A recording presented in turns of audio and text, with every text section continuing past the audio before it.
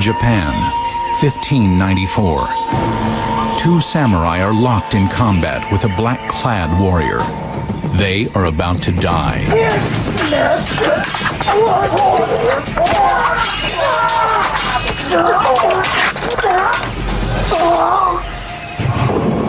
500 years ago, the ninja were Japan's most fearsome warriors. Their superhuman fighting skills were legendary, but were they true? How did the ninja strike fear in so many? The ninja's motto had to be kill or be killed. Yet were seen by so few. This individual was unseeable. You just never knew who was the ninja. Now we will search for the origins of the ninja. Secret societies of any sort are probably the most difficult topic that any researcher could choose. Test their elite fighting skills. Can you imagine what's going through his mind? This person has grabbed a hold of his razor-sharp sword. And discover the secrets of their mystical powers. We're just catching up to what ninja have been doing for hundreds and hundreds of years. Demystifying the ninja on Unsolved History.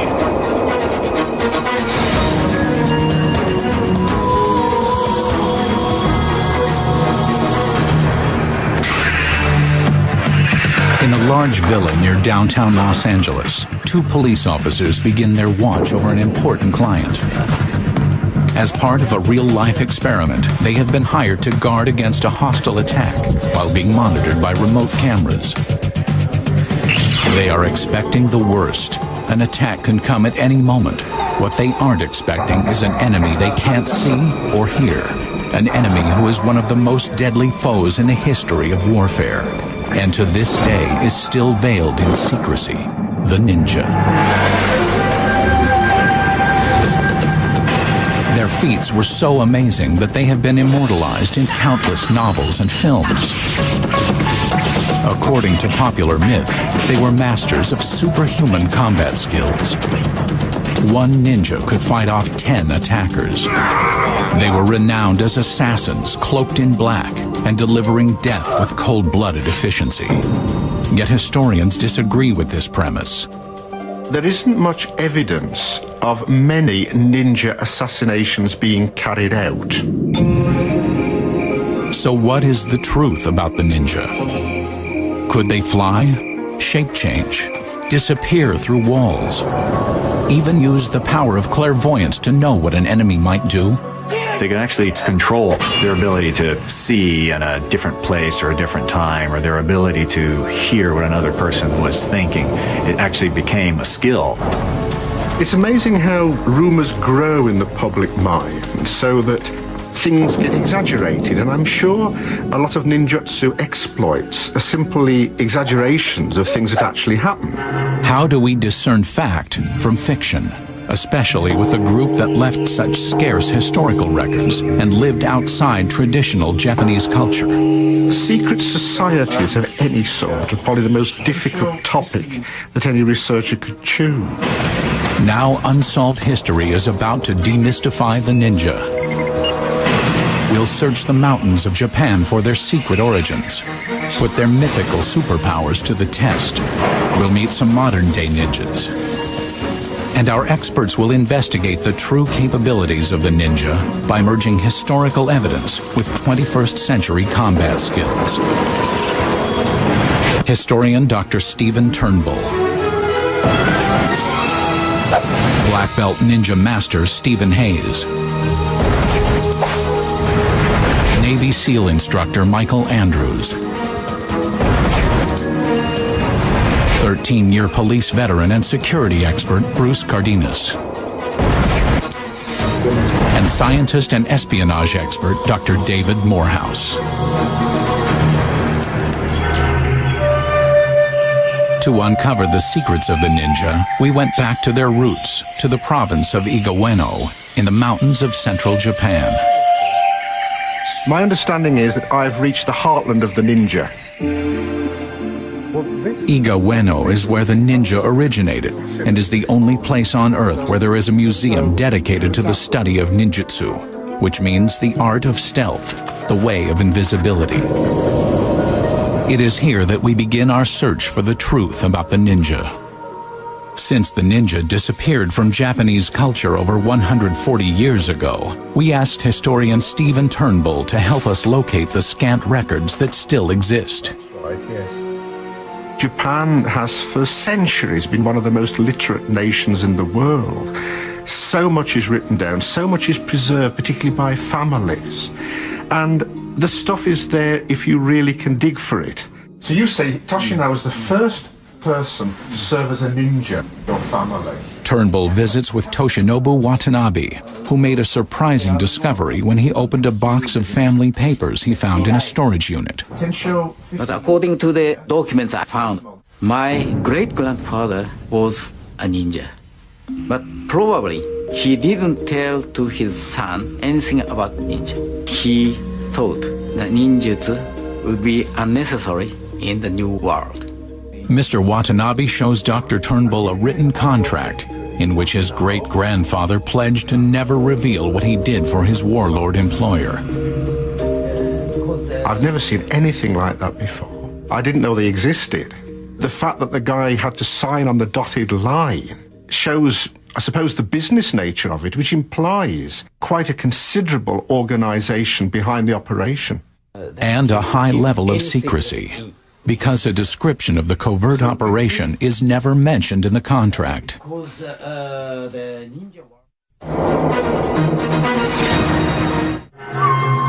How did ninjutsu begin in Iga province? Historians have traced its origins to Buddhist monks that emigrated from China. China was the major source of wisdom, of learning, of knowledge for the Japanese. For centuries, they revered Chinese traditions. Legend says that in the 11th century, a disillusioned Japanese samurai warrior met a Chinese mystic priest in the mountains of Iga Ueno. The priest asked the young man if he was ready to study a new form of combat that combined body and spirit and would allow him to move freely without being detected. It was called ninjutsu. He studied with this teacher and developed this whole different view, a whole different way of looking at conflict based on the understanding of the human being as a model of how nature operates. Ninjutsu began to flourish in Iga Ueno. The remote mountain location made it easy for the ninja to live and train in secret. They governed here by themselves, and they needed to protect themselves from being attacked by outsiders. And they had to train their bodies. The result of training was ninjutsu. At the time, Japan was composed of many independent feudal states, and war was frequent. Local warlords would hire the ninja to spy on their rivals. I think it's important to remember how unusual these skills and powers of the ninja were for the time. This isn't normal Japanese behavior. As the ninja rose to prominence during the chaos of civil war in the late 1400s, their reputation grew. Myths began to circulate about the supernatural powers they had. The most famous was invisibility. The popular term for these ninja were the invisible warriors. You just never knew who was the ninja. Are they here? They just couldn't pin them down. Is there an explanation for this mystical skill? Maybe there's a night raid by a disgruntled warlord who wants to wipe out the ninja who've been causing him trouble. So he mounts a surprise attack on the house. The ninja designed their homes to trick their enemies into thinking they were invisible. They built concealed trapdoors, false floorboards, and secret passages. These defensive measures left their enemies clueless. No enemy would be expecting that to happen. The guy would almost literally think he'd disappeared into thin air, hence the legend of ninja being able to disappear. One of the ninja's legendary skills was stealth walking, the ability to move silently on any surface. Stephen, can you show me some of the techniques a ninja would use on a wooden floor like this? Sure, I'll show you some of the secrets. Okay. First, take a breath and kind of Relax it out, because Okay. being relaxed is very important. Okay. Second, go ahead and let your knees flex this way. Sort of like a golfer, huh? Like a golfer, yeah. Now, this is a challenge because it's a very creaky floor and we have shoes on. But here's what I'm going to have you do. First, we'll put all our weight on the, in this case, left, and then just shift your right out. Yeah, it's excellent. Don't put any weight on it. And then slowly see if you can put the weight on there. So far, very good. I haven't heard anything. Now, pause there for a second. As you pull your foot in, bring in the breath. Hold it for a second, get yourself squared away. Now you're going to reach out with the left foot. Keep your weight on your right. That's good. Even though the ninja were masters of stealth, they still had to fight sometimes. When it came to combat, the nemesis of the ninja was the samurai. These were the highly skilled warriors who served the warlords of Japan, similar to the knights of medieval Europe. All aspects of ninjutsu were contrary to the samurai method of honorable warfare. The ideal of samurai behavior was that two warriors would face squarely onto each other as worthy opponents and would fight to the death. The ninja didn't quite fit into that pattern. The ninja's definition of victory would have been to escape and not be traceable, and then have the person doubt that that was a ninja in the first place. So even though the samurai was a highly trained swordsman, the ninja would certainly try and surprise him. It was hardly the way to do business as far as the samurai was concerned, but it was the ninja's motto had to be kill or be killed. So what happened when the ninja and samurai clashed? Did the ninja's supernatural powers make the difference in battle? Get ready to learn the art of combat, ninja style, next on Unsolved History. For hundreds of years, Japan's warrior culture was embodied by the strong and powerful samurai. These swordsmen were the elite fighting class of Japan, until the ninja came along. I think the ninja would have been regarded with terror. These are people that you have to be very, very careful dealing with. There are myths that a ninja could easily defeat the samurai in combat, even when outnumbered. But are they true? The samurai would be trying to figure out these maybe odd movements that the ninja would be using.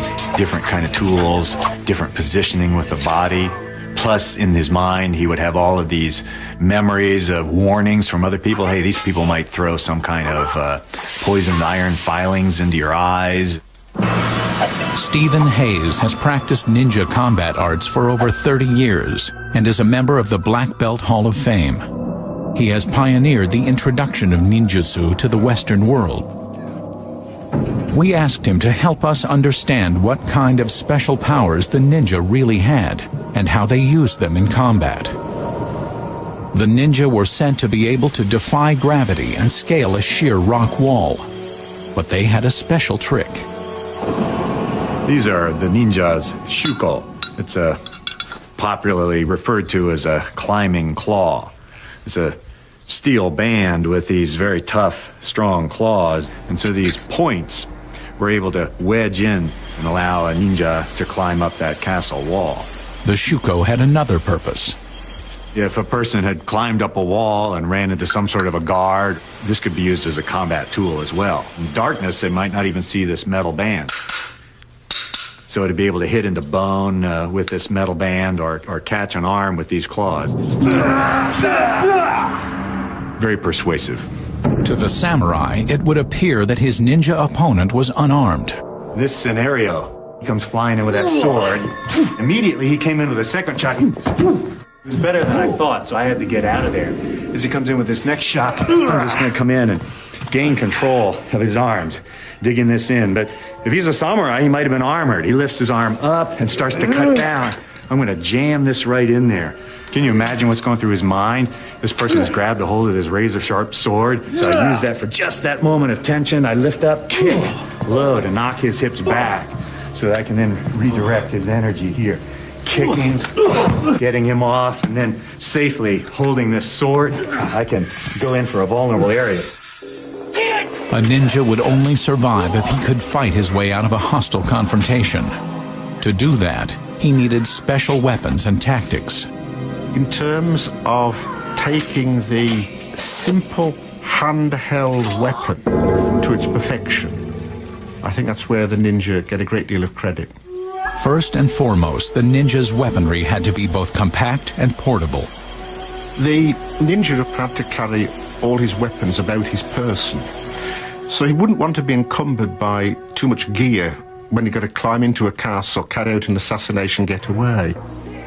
The ninja developed their exotic weaponry from the agricultural implements they used to tend their farms in the flatlands of Igaweno. The classic example being the sickle and the chain. The sickle is a simple farmer's tool, but with a very sharp blade, and a whole series of martial techniques of martial arts developed whereby a sickle could be wielded as well as a sword. By using the sickle with a length of chain connected to a ball weight at the end, the ninja kept the samurai off guard.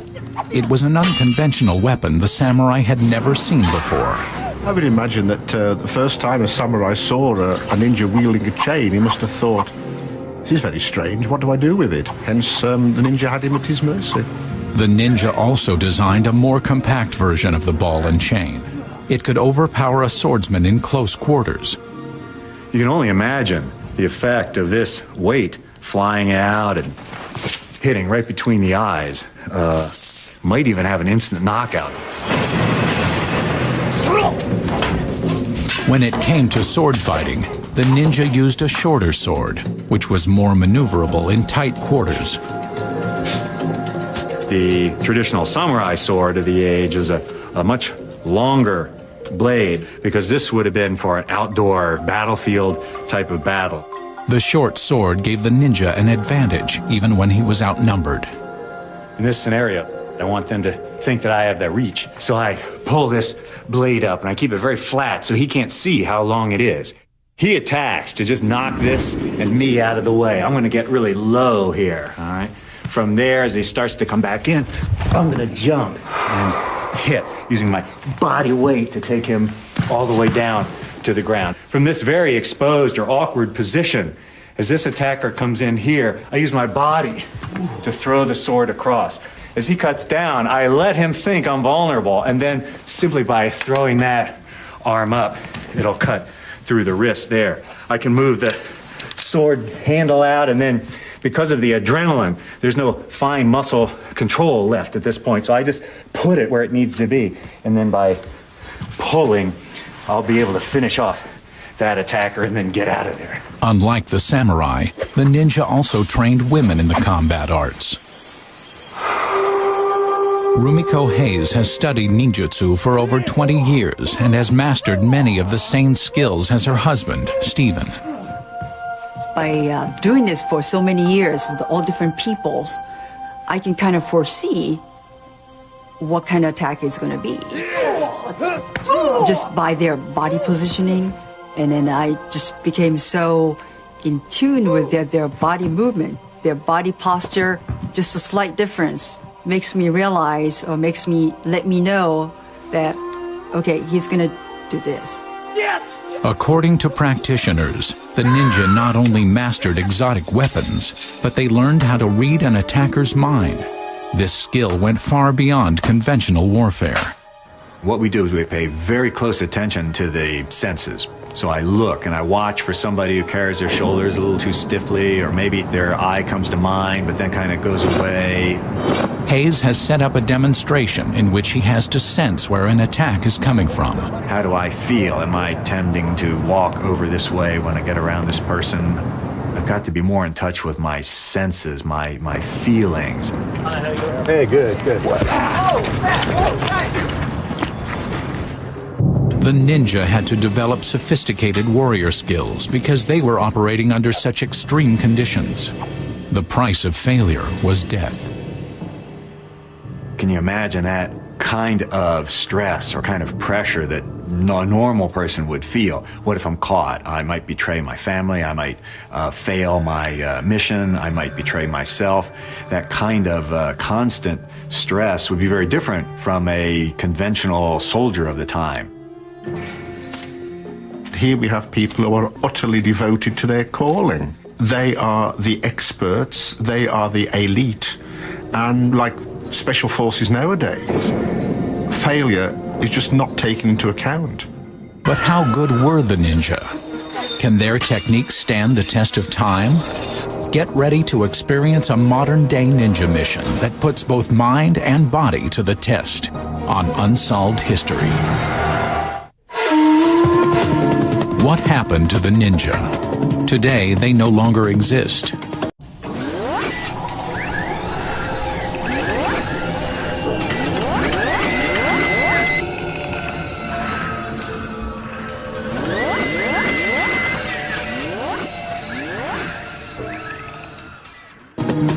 For 400 years, they were a powerful force in Japanese society.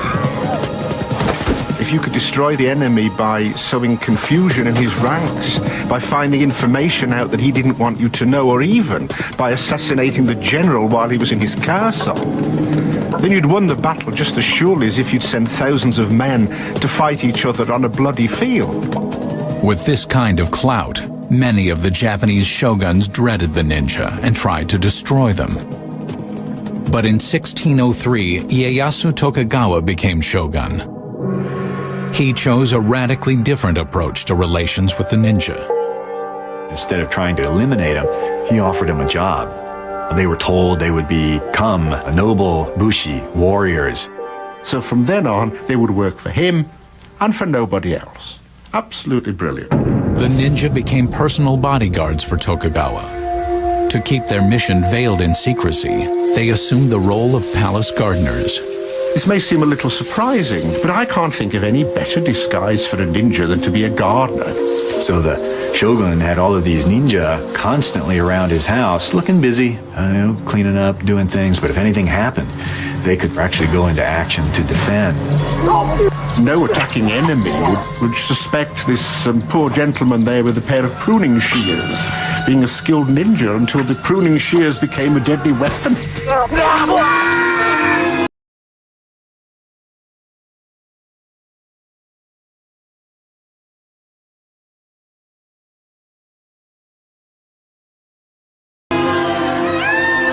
Using the ninja's vast spy network, the Tokugawa regime was able to bring peace and civil order to Japan. So Ieyasu Tokugawa was the shogun who pacified the ninja and took them out of their role as a very dangerous wild card in Japanese military political history. In 1868, Japan entered the modern age, causing huge convulsions to Japanese society. The samurai were transformed into a Western-style army, and because of domestic peace, the ninja were no longer necessary. They disappeared from the scene. Or did they? The ninja stopped operating in Japan nearly 140 years ago, yet many of their techniques are still in use today. The ninja were ahead of their time. If there's any analogy we can draw with today, to be to look at them as equivalent of special forces, of SAS, of Navy SEAL. In many ways, today's special forces look and operate the way the ninja did. But are the ninja's techniques still relevant? Could the ninja still function in today's world of high-tech espionage and state-of-the-art weaponry? Unsolved History decided to find out. We rented a villa similar to a shogun's palace and set up a safe house on the top floor. Next, we hired a security expert who has protected hundreds of celebrities and executives. Bruce Cardenas. Bruce's partner is Demetrius Connor. Both are LAPD veterans and will guard the target, a VIP inside the safe house. The test: can an intruder penetrate the safe house, get past the guards, and kill the VIP? To compare techniques, we asked Stephen Hayes and a team of Navy SEALs to attempt the mission. The leader of the Navy SEALs is Mike Andrews, a 10-year veteran who served in Desert Storm and was also an instructor.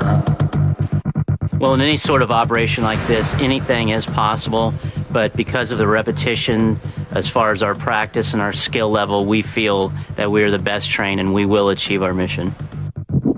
To create a realistic environment, Unsolved History wired a 5-room area inside the safe house with 10 remote cameras. This will be the hot zone, where no outsiders are allowed, not even the camera crew. Before the mission can begin, Daniel briefs Bruce and Demetrius about the rules. Your mission is to defend him from any threat. You've been armed with weapons. The weapons are lasers. If either an attacker or defender is tagged by a laser, he is considered out of the mission. Now you're the target, and you'll know you've been had when they take your hat off. And that's the end of the game. Okay? Daniel walks the guards through the hot zone. There is only one entrance, which leads to a narrow hallway. He explains that anyone who enters this area should be considered hostile. Can we use any barricades or move any furniture? No, you can't move the furniture or barricade yourself in. So you look at the rooms, you decide what the advantage is. Bruce and Demetrius are told to expect a number of different attacks that could come in any form over a 10-hour period. Gentlemen, it's time for you to go into the area, and this area is now hot. Ready? Yeah. Let's go. The defenders decide to put their client in the bathroom near the back of the house.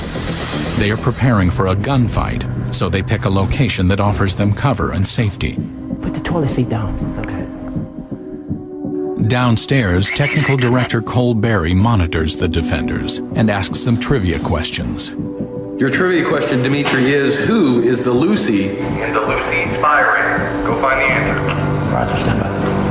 The trivia quiz will require the defenders to move throughout the hot zone and find a reference book that tells them the answer.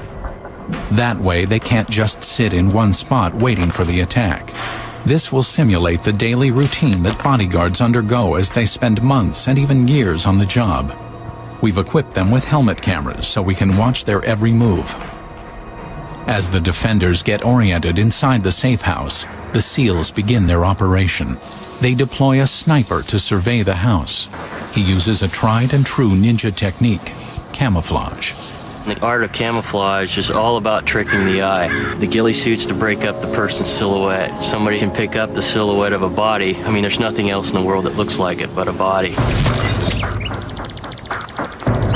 Meanwhile, the SEAL assault team prepares for the attack. Mission like this, we're going to wear dark colored outfits, masked, so that we blend in and we're stealthy and we're matching the dimly lit conditions of the target. Although the guards are performing their tasks, they are still vigilant, expecting an attack at any moment. Outside, the sniper determines the position of the target using a high-powered rifle scope. We'll keep feeding the team, hey, you know, every 10 minutes I see this guy walk by the window. They just moved the guy. When the sniper reports the location of the target, the attack team of 5 SEALs moves into position. We have intel that they have pre-ordered rounds that they make around the premises, and we're going to ambush one of their security element there.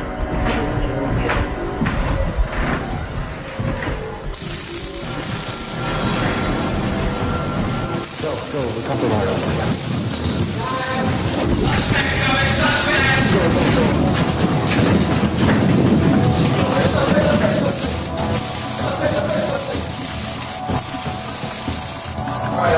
The attack lasts less than 20 seconds. All right, lock it down.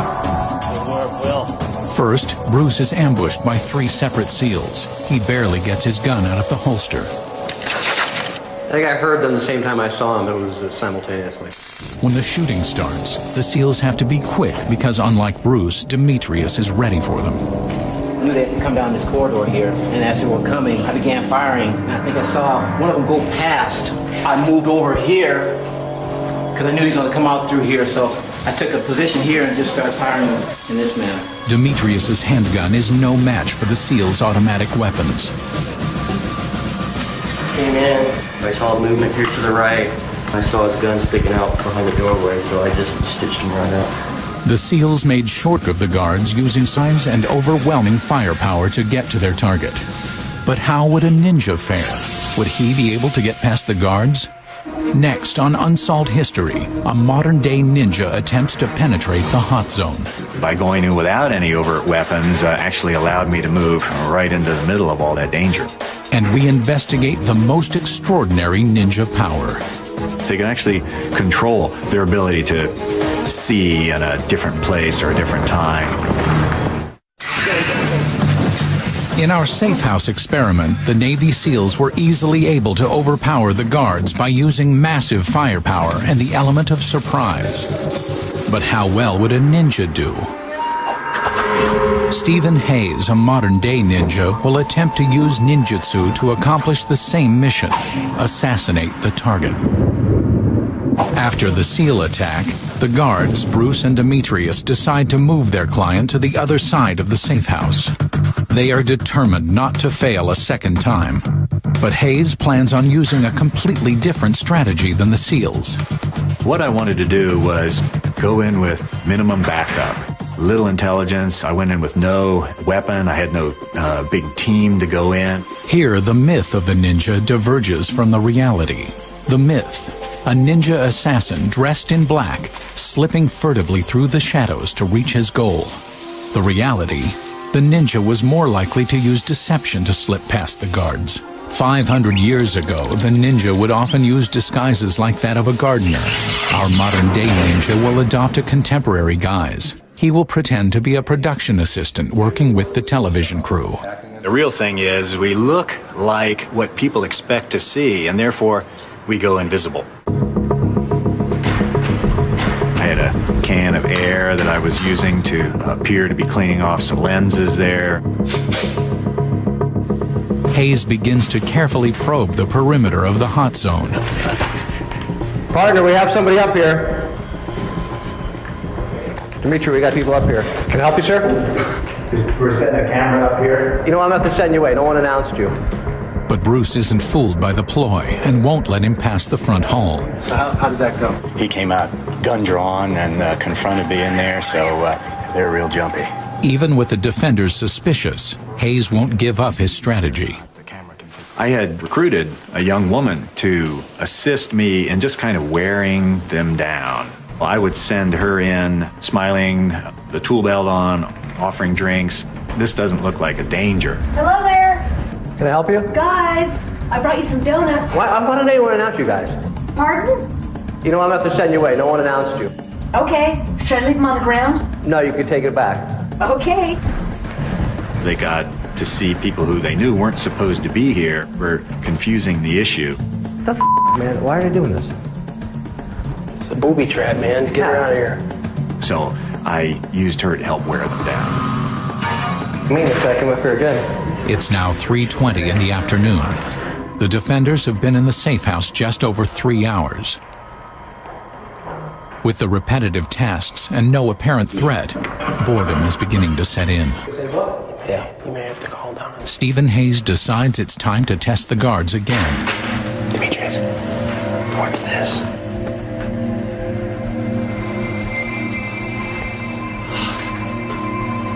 The police SWAT people, they were so good, they were so observant. My role, in order to get through their defenses, was to be slightly bumbling, slightly frustrated. I'm this harmless person. Can I help you, sir? These foggers are clogging up our little lenses. All right. Just spraying here. I don't know why they're not announcing you. They didn't? No. Okay. You need to get out of this area. Yeah.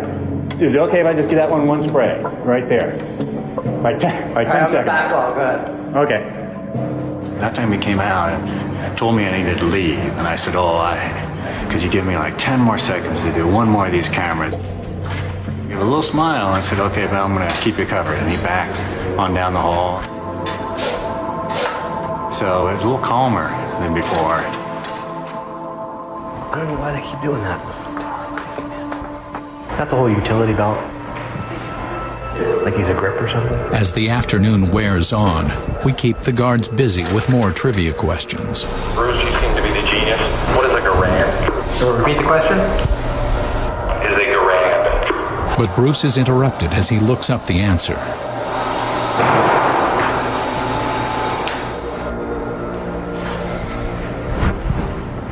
Guys, what do you These foggers are driving us crazy. We need to go into this wing and spray these Pelcos.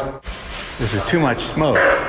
So why does the fog screw up the lens? I mean, it's not a moist fog. It's got that film on there. All right, go ahead. I just acted like this kind of an individual who really had no idea how dangerous it was would have acted, and they assumed I was supposed to be there because I acted like I was supposed to be there.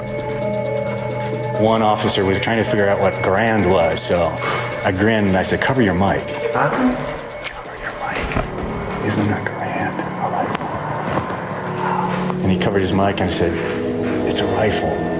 And just gave him a thumbs up. And so I gave him the answer like I was his buddy and was going to help him cheat. Let's answer that question, dude. Is it a long rifle? Correct. The correct answer earns Bruce's confidence, giving Hayes free rein inside the hot zone. He decides to probe closer to the target. That's the one in the window? Yeah, go ahead. I really thought they might take the protectee out and then let us go down, but he was down there. So we went down, we walked in, I went back to the camera near where the protectee was hiding, and I was spraying it, and one officer was right in the door. You know, how am I going to get past this guy without physical contact? So I started acting annoyed. Hey, Paige. So now they're kind of looking at each other. Whoa! It's gone!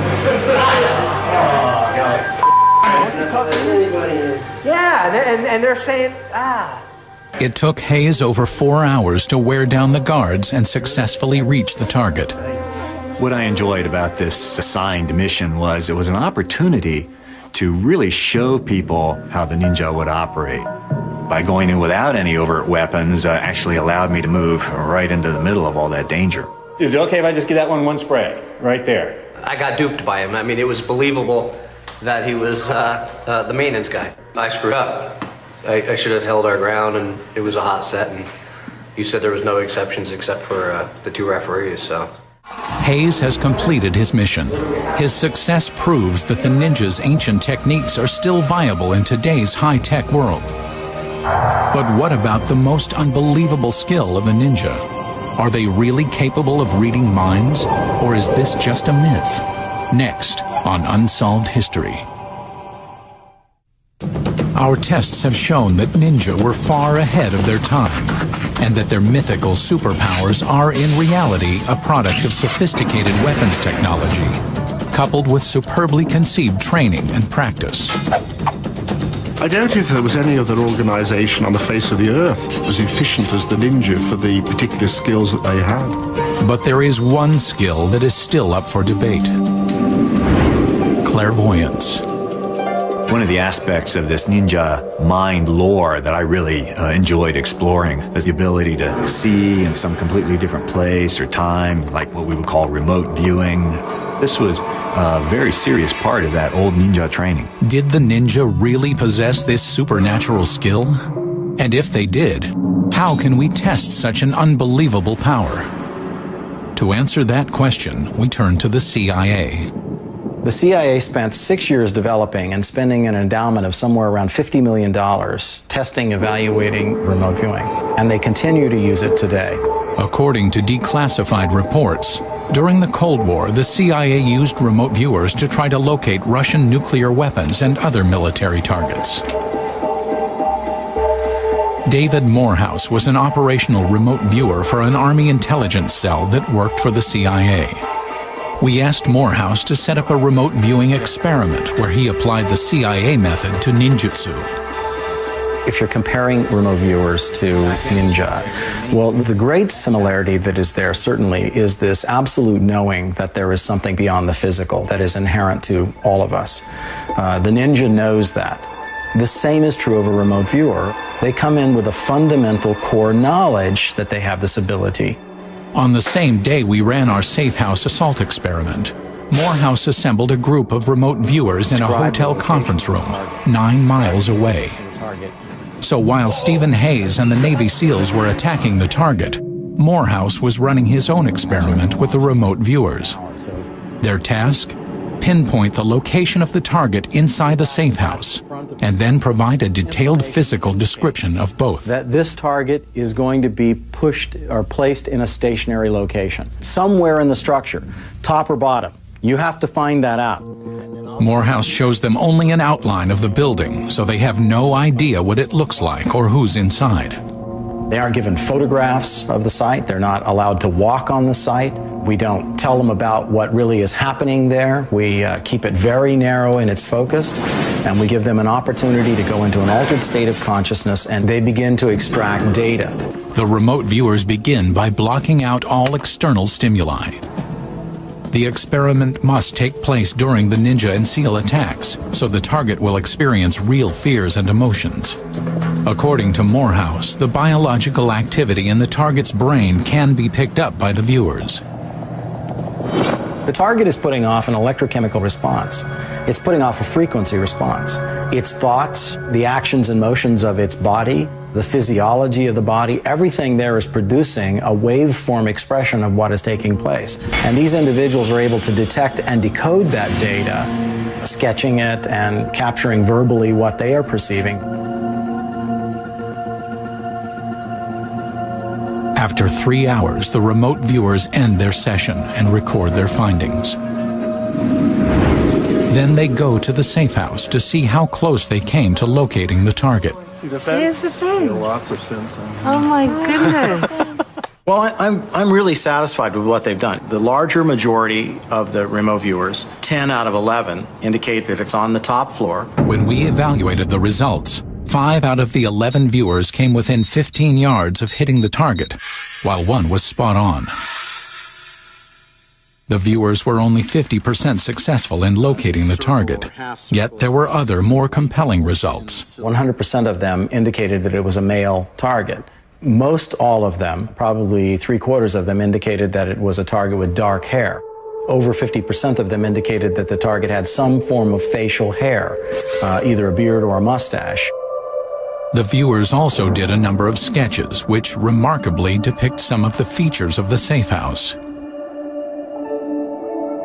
Here you have the sketches, and it's shown in 1, 2, 3 pillars. There are 2 pillars there, and then it kind of disappears here, but you can see they're the same. Then you have this crisscross grate, and then there's the crisscross grates there. The viewers were able to capture such details as a wrought iron entryway with chain link above it, ornate tile patterns, high curved ceilings, and a large curved staircase, all without ever having seen the house. This phenomenon seems to fly in the face of conventional science. Can there be a rational explanation? I've had an opportunity to take part in some of the modern day experiments or tests in remote viewing, and I found that the people who are most well known tend to do the same thing that was taught in those old ninja methods. I personally don't think they had any form of sixth sense whatsoever, because I don't think it exists. The notion that the ninja had particular psychic powers was one of the myths that they encouraged to make people more frightened of them. So what is the truth about these powers? Are they myth or reality? While some of the mystical powers of the ninja can't be explained, our tests have shown that these invisible warriors were far ahead of their time. They achieved their supernatural skills by blending the mysticism of Far Eastern religion with practical training and sophisticated weapons technology. No matter if one believes the myth or the reality, it is still a very powerful mix. The greatest warriors have not been the most brawny. They have been the most cunning, the most aware, the most capable of thinking and being in the battlefield. The ninja may no longer exist, but their warrior skills live on.